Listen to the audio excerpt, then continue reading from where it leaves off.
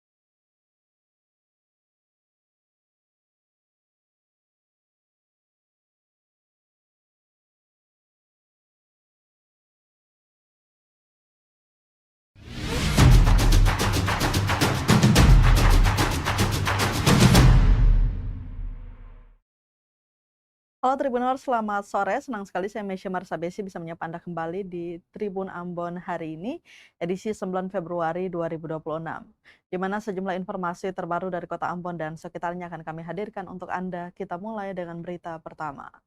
Korban jatuh dari longboat di perairan Tanjung Ulatu ditemukan meninggal. Upaya pencarian terhadap satu warga Kabupaten Seram bagian Barat atau SBB yang terjatuh dari longboat di perairan Tanjung Ulatu akhirnya berakhir. Sabtu 7 Februari 2026. Tim SAR gabungan berhasil menemukan korban dalam kondisi meninggal dunia setelah pencarian intensif yang dilakukan sejak pagi hingga sore hari. Kepala Kantor SAR Ambon Muhammad Arafa menjelaskan bahwa operasi pencarian kembali dilanjutkan sejak pukul 7 pagi dengan mengerahkan 2 Search and Rescue Unit atau SRU untuk memperluas area penyisiran di sekitar lokasi kejadian. SRU 1 menggunakan Rigid Buoyancy Boat atau RBB bergerak menuju sejumlah titik koordinat di sekitar lokasi jatuhnya korban dengan jarak pencarian sekitar 16,38 nautical mile. Sementara itu, SRU 2 yang terdiri dari beberapa longboat milik masyarakat melakukan pencarian tambahan sejauh kurang lebih 9,51 nautical mile. Upaya tersebut membuahkan hasil. Sekitar pukul 4 sore, tim SAR gabungan menerima informasi bahwa korban telah ditemukan lebih awal. Tepatnya pukul 14.45 waktu Indonesia Timur di sekitar perairan Desa Sole, Kabupaten Seram bagian Barat. Korban ditemukan di lokasi kejadian. Korban diketahui bernama Epli Diolimbona, 74 tahun. Setelah dievakuasi, jenazah korban dibawa ke Dusun Tapinalu untuk selanjutnya dikerahkan kepada pihak keluarga. Operasi SAR ini melibatkan berbagai unsur, diantaranya kantor SAR Ambon, Polairut Polres Seram bagian Barat, Polsek Wamual, Babin Kamtipmas, Babinsa, serta partisipasi aktif masyarakat setempat. Berbagai peralatan pendukung juga dikerahkan seperti RBB Kansar Ambon, alat selam, Aqua A, kamera GoPro, serta longboat milik warga. Selama proses pencarian, kondisi cuaca di lokasi dilaporkan berawan dengan kecepatan angin mencapai 22 knot dari arah barat laut hingga barat, serta tinggi gelombang sekitar 1,25 meter. Dengan ditemukannya korban, operasi SAR secara resmi dinyatakan selesai dan ditutup. Seluruh unsur potensi SAR yang terlibat dikembalikan ke satuannya masing-masing, disertai ucapan terima kasih atas dedikasi dan kerjasama selama proses pencarian. Oh, pulang bapak ya? Pulang bapak nih. Nanti enggak terima saja. Kamu di luar nggak? Tapi ya. Saya ini aku jalan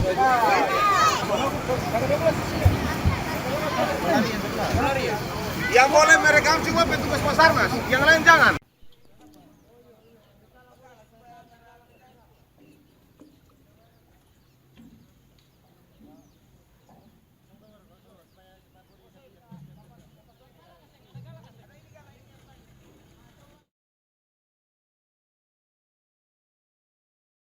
Berita selanjutnya, Tribuners, tambang galian C di Ambon ditutup. Puluhan supir dump truck demo kantor Gubernur Maluku. Puluhan supir dump truck mendatangi kantor Gubernur Maluku Senin 9 Februari 2026 untuk menyuarakan penolakan terhadap kebijakan penutupan tambang galian C di beberapa wilayah kota Ambon. Aksi ini dilakukan karena kebijakan tersebut dinilai berdampak langsung pada mata pencarian mereka. Penelusuran tribunambon.com, ada sebanyak 49 unit dump truck yang terparkir di kawasan kantor gubernur sebagai bentuk protes. Para sopir menilai penutupan seluruh aktivitas tambangan di kota Ambon itu telah membuat mereka kehilangan pekerjaan dalam beberapa hari terakhir ini. Salah satu sopir truk, Stuart Tuanasi, mengaku sejak tambang ditutup pada Jumat lalu, para sopir tidak lagi bisa beroperasi. Menurut Stuart, dampak kebijakan pemerintah provinsi ini tidak hanya dirasakan oleh supir dump truk, tetapi juga pekerja bangunan dan sektor lainnya yang bergantung pada material pasir dan batu. Para supir meminta agar pemerintah memberikan kelonggaran sementara, setidaknya sampai keputusan resmi dijalankan secara matang. Mereka berharap masih bisa bekerja demi memenuhi kebutuhan hidup sehari-hari. Aksi unjuk rasa tersebut berlangsung dengan pengawalan polisi dan Satpol PP guna menjaga situasi tetap kondusif. Dari pemerintah Provinsi Maluku yang hadir menemui mereka ialah Kasrul Selang selaku pelaksana harian Sekretaris Daerah Provinsi Maluku. Tentu permintaan ini sangatlah berat dalam mengambil keputusan. Di lain sisi, pendapatan supir truk dan kebutuhan material terancam, sementara sisi lain berkelanjutan ekosistem pesisir terancam. Kehati-hatian dalam mengambil keputusan perlu dilakukan. Seperti diketahui, lokasi galian C di Ambon dan sekitarnya tersebar di beberapa titik, diantaranya Sungai Waitomahitu, Desa Air Besar Paso, kawasan Batu Koneng, Desa Poka, dan kawasan hutan lindung Waiheru. Penambangan ini umumnya menghasilkan pasir, batu, dan kerikil untuk konstruksi. Tapi tentang itu betul atau tidak, makanya terlepas dari tuntutan yang tertulis, yang tidak tertulis itu betul karena isi sehingga itu harus penyesuaian izin dari provinsi. Nah, itu yang pertama.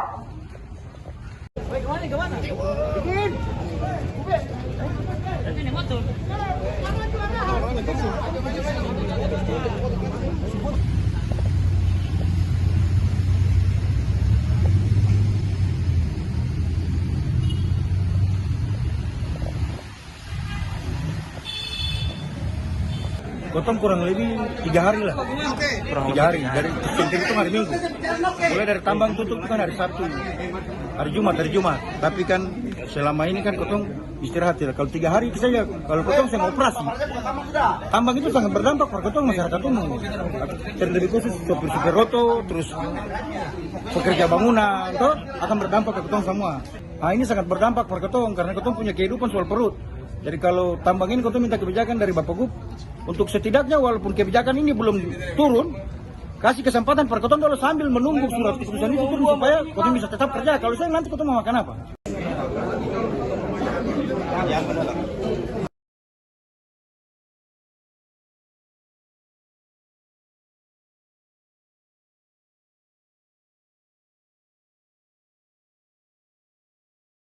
Tribuners, Pemprov Maluku tegaskan tindak lanjut penutupan tambang galian C di Ambon. Pemerintah Provinsi Maluku menegaskan komitmennya untuk menindaklanjuti persoalan penutupan tambang galian C di beberapa wilayah di Kota Ambon. Penegasan ini disampaikan menyusul aksi puluhan supir dump truck yang mendatangi kantor Gubernur Maluku menuntut kejelasan terkait aktivitas tambang yang dihentikan. Pelaksana harian atau PLH Sekretaris Daerah Sekda Provinsi Maluku Kasrul Selang turun langsung merespon aspirasi puluhan supir truk.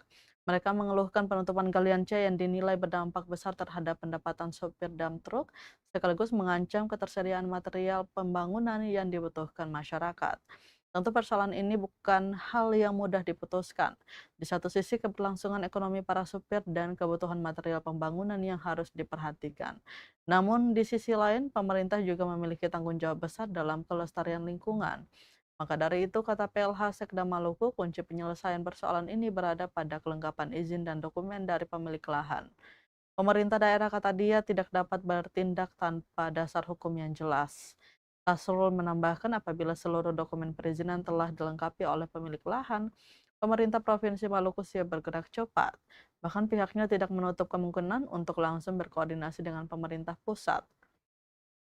Menurut Kasrul, pemerintah juga turut merasakan kesulitan yang dialami para supir dump truk, namun prosedur dan aturan tetap harus menjadi dasar dalam setiap pengambilan kebijakan. Pemerintah Provinsi Maluku berharap seluruh pihak dapat bekerja sama dan mengikuti mekanisme yang berlaku agar solusi yang diambil tidak hanya mengakomodir kebutuhan ekonomi masyarakat, tapi juga menjaga keberlanjutan lingkungan di Kota Ambon. Para supir dump truk yang merasa belum terakomodir tuntutan, mereka langsung bergegas ke kantor DPD Provinsi Maluku, bertempat di Kecamatan Sirimau, Kota Ambon, Provinsi Maluku. SDM sudah mengusulkan perizinan ke pusat gitu. Tapi entah itu betul atau tidak. Nah, makanya terlepas dari tuntutan yang tertulis yang tidak tertulis itu belum.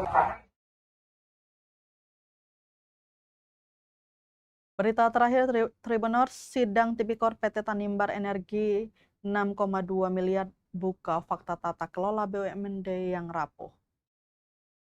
Pengelolaan badan usaha milik daerah atau BUMD yang seharusnya menjadi instrumen pembangunan dan kesejahteraan masyarakat justru menampilkan potret sebaliknya di ruang sidang Pengadilan Tindak Pidana Korupsi pada Pengadilan Negeri Ambon.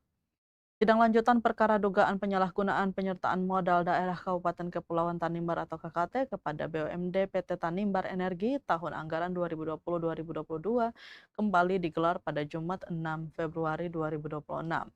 Terdakwa dalam perkara ini adalah Petrus Fatlolon, mantan Bupati Kabupaten Maluku Tenggara Barat periode 2017-2022 yang nomenklaturnya telah berubah menjadi Kabupaten Kepulauan Tanimbar sejak tahun 2019. Petrus Fatlolon dalam perkara ini disebut sebagai pengendali atau pemegang saham PT Tanimbar Energi.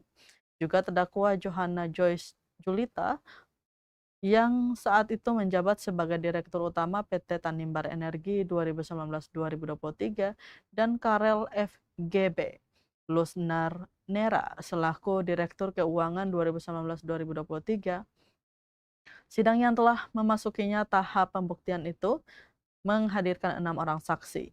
Mereka diantaranya ialah Amelia Slarmanat, Bendahara PT Tanimbar Energi, kemudian Moses Kelbulan, Komisaris Anak Perusahaan, Ariston Duarmas, Komisaris Anak Perusahaan, Edi Huwai, Inspektur Daerah, Matias Roni, Direktur Operasional, dan Simpson Loblobi, Direktur Anak Perusahaan. Dari keterangan para saksi terungkap berbagai persoalan mendasar dalam pengelolaan PT Tanimbar Energi. Perusahaan daerah tersebut awalnya dibentuk untuk tujuan strategis yakni mengelola partisipasi interest atau PI Blok Masela. Namun dalam praktiknya PT Tanimbar Energi justru menjalankan usaha bawang dan batako. Para saksi menyatakan kedua lini usaha tersebut tidak pernah memberikan keuntungan. Fasilitas produksi batako diketahui telah tersedia namun tidak pernah dioperasikan secara optimal. Sementara usaha bawang bahkan mengalami kerugian. Kondisi ini dinilai ironis, mengingat perusahaan dibiayai dari anggaran pendapatan dan belanja daerah atau APBD dengan nilai mencapai 6,2 miliar. Dalam persidangan juga terungkap lemahnya fondasi tata kelola perusahaan. Rencana Kerja dan Anggaran atau RKA tahun 2021 dan 2022 tidak dapat dibuktikan keberadaannya. Untuk RKA 2020 diketahui tidak mendapatkan pengesahan dari komisaris. Sejumlah saksi mengaku tidak pernah melihat RKA induk perusahaan maupun anak perusahaan. Bahkan standar operasional prosedur atau SOP tidak pernah disusun. Selain itu, sistem pengawasan internal dinilai tidak berjalan. Bendahara pengeluaran menyampaikan bahwa dirinya tidak dilibatkan dalam rapat internal perusahaan. Setiap pencairan dana langsung diserahkan kepada Direktur Keuangan tanpa mekanisme pengawasan yang memadai. Penyusunan laporan pertanggungjawaban pun dilakukan tanpa prinsip check and balance. Fakta lain mencuat adalah pengguna dana penyertaan modal untuk menutup kewajiban perusahaan termasuk pembayaran pinjaman ke Badan Pengelola Keuangan dan Aset Daerah atau BPKAD. Nilai penyertaan modal tahun 2022 juga dipersoalkan karena terdapat perbedaan angka yang signifikan. Dari sisi pengawasan eksternal, Inspektorat Daerah Kabupaten Kepulauan Tanimbar atau KKT diketahui tidak pernah melakukan pemeriksaan terhadap PT Tanimbar Energi selama periode 2020-2022. Hal itu disebabkan tidak ada perintah dari Petrus Fathlolon yang saat itu menjabat sebagai Bupati KKT. Pemeriksaan baru dilakukan setelah Kejaksaan Negeri KKT turun tangan yang kemudian mengungkap potensi kerugian keuangan negara. Berdasarkan dakwaan jaksa penuntut umum, perkara ini mengakibatkan kerugian keuangan negara sebesar 6,2 miliar. Nilai kerugian tersebut sebagaimana tertuang dalam laporan hasil audit perhitungan kerugian keuangan negara oleh Inspektorat Kabupaten Kepulauan Tanimbar nomor 700/LAK garis datar 7 garing 3 angka Romawi garing 2025. Keterangan-keterangan ini terungkap bahwa penyertaan modal tidak hanya berkaitan dengan transfer anggaran, tetapi juga menyangkut tanggung jawab hukum dan kehati-hatian dalam pengelolaan uang publik. Sidang lanjutan nantinya menjadi titik penting dalam membuka konstruksi perkara. Bagaimana keputusan diambil, bagaimana dana digunakan, dan bagaimana BUMD yang seharusnya menjadi instrumen pembangunan. Pada akhirnya perkara PT Tanimbar Energi bukan hanya tentang siapa yang duduk di kursi terdakwa. Ini menjadi alarm bahwa setiap rupiah uang daerah membawa konsekuensi hukum dan setiap kebijakan publik harus dapat dipertanggungjawabkan.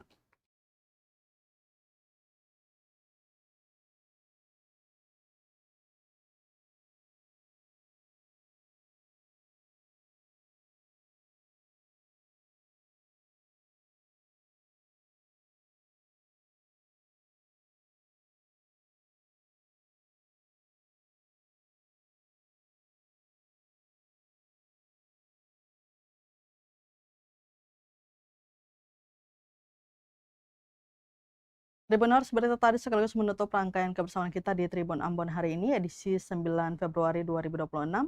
Mewakili seluruh kru yang bertugas, saya Mesya Marsabesi pamit undur diri. Selamat sore dan sampai jumpa. Selamat Hari Pers Nasional. Download Tribun X sekarang, menghadirkan lokal menjadi Indonesia.